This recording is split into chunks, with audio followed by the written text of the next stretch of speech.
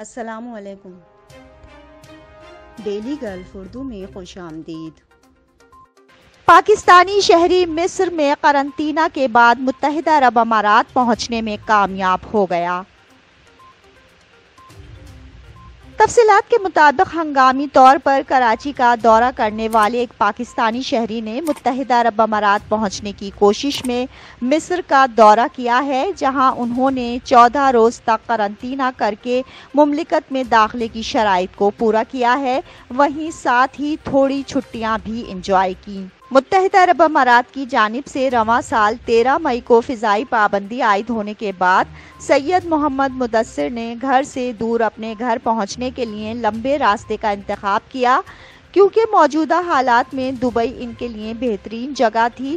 Media سے بات کرتے ہوئے ان کا کہنا تھا کہ پہلے انہوں نے سوچا کہ وہ ترکی کے راستے دبئی پہنچیں، لیکن انہیں بعد میں احساس ہوا کہ مصر زیادہ بہترین انتخاب ہے، کیونکہ وہاں قرنطینہ کے ساتھ چھٹیاں بھی انجوائے کی جا سکتی ہیں۔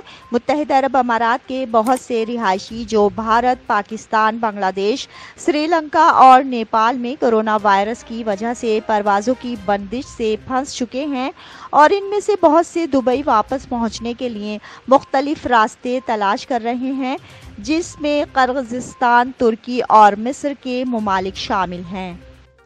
اب تک کے لیے اتنا ہی۔ اگلے بلیٹن تک کے لیے خدا حافظ۔